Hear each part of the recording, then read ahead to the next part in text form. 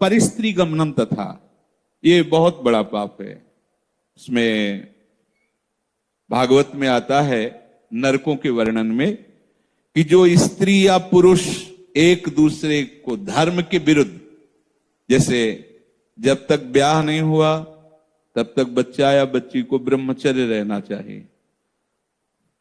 ये बड़े आनंद की बात होगी। आप रख के तो देखो, अगर आप ब्याह तक ब्रह्मचर्य रहे तो आपकी गृहस्थी ऐसी फली फूलेगी, आनंदमय होगी, देख लेना। अब जैसे गेहूं गलेथ में हो, गलेथ माने होता है कि बाली निकल रही है, फूल उसमें छोटे छोटे आ रहे हैं, अब उस फसल को काट लो, कुछ नहीं मिलेगा। महीना 2 महीना रुको, उसको दाना पड़ने दो, परिपक्व होने दो, फिर अन्न राशि लग जाएगी। ऐसे ही ये ब्रह्मचर्य है। जो बाल्यावस्था से यौवन अवस्था तक अपने ब्रह्मचर्य का नाश करते रहते हैं, वो गृहस्थी लायक ही नहीं रह जाते। मतलब वो बात नहीं होती जो जीवन में होना चाहिए, गृहस्थ धर्म के लिए अनिवार्य। तो जो बच्चा और बच्ची ब्याह नहीं हुआ तब तक ब्रह्मचर्य का पालन करे, और जब ब्याह हो जाए तो पहले तो ये था कि नाव चले जाते थे, गांव के नाव ठाकुर, वो ब्याह तय कराते थे। ना बच्चा देखता था ना बच्ची देखती थी। कितना निष्ठा, कितनी श्रद्धा। पाणी ग्रहण के समय भले वो देख ले कि फोटो वाला जमाना ही नहीं था,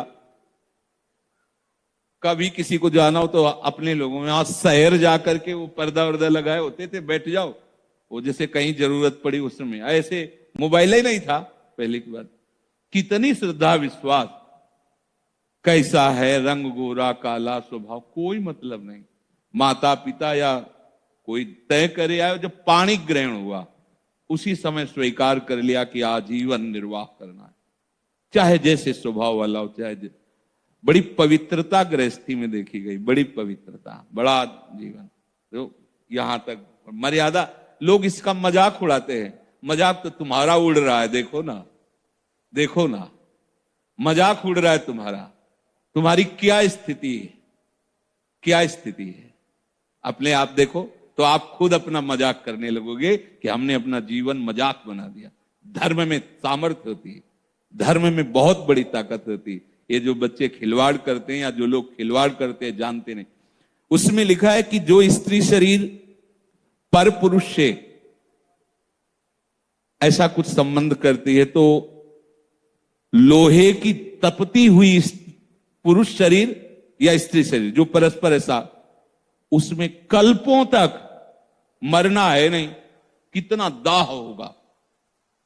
रामचरितमानस में भी लिखा है, पति वंचक परपति रति करई, रो नरक कल्प सत परई। जो अपने पति की वंचना करके, धोखा देके किसी और पुरुष के साथ ऐसा व्यवहार करती है तो बोले 100 कल्प तक रो नरक में पड़ती। ये शास्त्र झूठे नहीं, 100 कल्प तक रो। अगर तुम्हारे भाग्य में कहीं ऐसा पति है कि भाई लंगड़ा हो गया है, उसकी आंख खराब हो गई है, सुनाई नहीं देता है, वो रूपवान नहीं है, तो मिला तो तुम्हारे प्रारब्ध से ही है ना। तो अंध बधिर क्रोधी अति दीना, ऐसे पति करके अपमाना, नारी पाव जमपुर दुख नाना। मान लो रूपवान नहीं है, अंधा बहरा कैसा भी, भगवान की विधान से वैसा, उसे भगवान मान करके मानो, आराधना पद्धति से चलो। अगर पुरुष अपनी पति का जो भाव स्वीकार किया है उसका त्याग करके धोखा देकर दूसरी किसी स्त्री से, ऐसा घोर नरक का अधिकारी होता है वो। अगर ऐसा, तो व्यभिचारी की बहुत बड़ी दुर्गति होती है। तो ऐसा कोई न समझे कि हम पर स्त्री गमन करके गोपाल शास्त्र नाम कर लेंगे तो पाप से बच जाएंगे। बकाया सामर्थ्य इतनी है कि अगर आप आज तक गलती हुई ऐसी, और आज से स्वीकार करो कि अबलो नशानी अबना नशेयो, और आप भगवान नाम कीर्तन करो, गोपाल शास्त्र नाम कीर्तन करो, तो निष्पाप हो जाओगे। वो पाप आपको भोगना नहीं पड़े। पर अगर आगे फिर कर दिया तो पीछे का ब्याज सहित जुड़ जाएगा। ये उन्हीं के लिए है, अबलो नशानी, चाहे जितना बड़ा पाप हो गया।